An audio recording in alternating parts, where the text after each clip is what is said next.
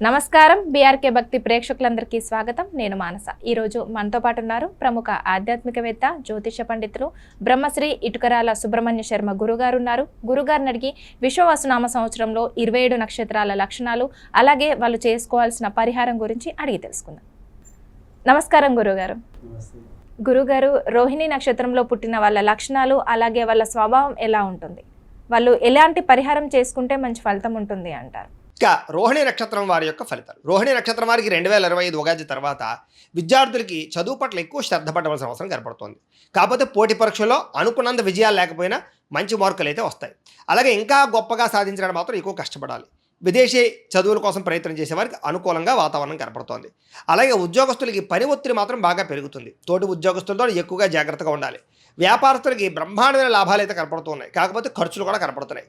కొత్త వ్యాపారాలు ప్రారంభించే వారికి సబ్సిడీలు, పథకాలు, లోన్లు వచ్చే అవకాశాలు ఉన్నాయి. వివాహం కానిటువంటి వారికి అందరికీ కూడా వివాహ ప్రయత్నాలు ఫలిస్తాయి.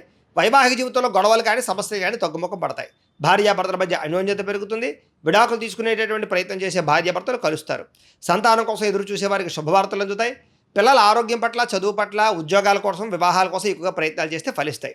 ఆర్థికంగా మిశ్రమ ఫలితాలు కనపడుతున్నాయి. ఖర్చులు అదుపులో ఉంచుకోవాలి. ఈ సంవత్సరం అంతా కూడా పెట్టుబడులు పెట్టేటప్పుడు కూడా ఆలోచించిన నిర్ణయాలు తీసుకోవాలి. భూములు కానీ, గృహాలు కానీ, పొలాలు కానీ, లేదా వాహనాలు కానీ కొనేటప్పుడు ఆచితూచి వ్యవహరించడం మంచిది. రుణాలు తీసుకునేటప్పుడు మాత్రం కొంచెం జాగ్రత్తగా వ్యవహరించండి. అనవసరమైన రుణాలు తీసుకుంటే కనుక చెల్లించడానికి ఇబ్బందులు పడుతూ ఉంటారు. ఈ సంవత్సరం జాగ్రత్త.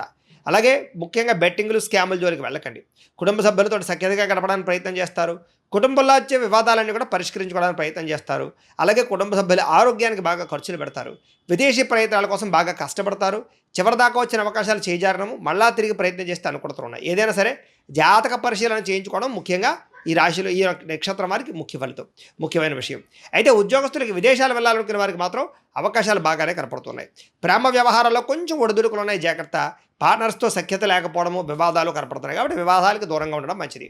కోర్టు కేసుల విషయంలో విజయం కనపడుతోంది. ఆరోగ్యం పట్ల శ్రద్ధ పెడతారు. మానసిక ఒత్తిడి తగ్గించుకునే ప్రయత్నం చేస్తారు.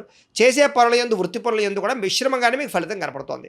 కానీ కొత్త అవకాశాలు రావడం వల్ల ఈ సంవత్సరం మీలో పని చేసే శ్రద్ధ బాగా పెరుగుతుంది. మీలో మార్పు అయితే బ్రహ్మాండంగా కనపడుతోంది. కాబట్టి కాలాన్ని సద్వినియోగపరచుకోవాల్సిందిగా తెలియజేస్తూ, ఓకే గురుగారు, రోహిణి నక్షత్రంలో పుట్టిన వాళ్ళ లక్షణాల గురించి, అలాగే వాళ్ళ స్వభావం గురించి, అలాగే వాళ్ళు చేసుకోవాల్సిన పరిహారం గురించి చాలా చక్కగా వివరించారు. ధన్యవాదాలు. స్వస్తి.